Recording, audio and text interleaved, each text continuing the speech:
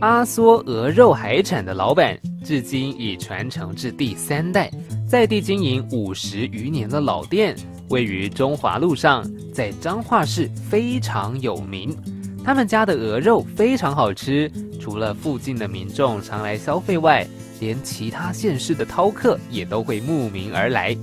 老板坚持新鲜食材，肉品和蔬菜都是现做现卖。像米血糕是使用纯正的鹅血加入糯米制作而成，不添加任何化学物品，软软 QQ， 尝得到浓浓的糯米香味。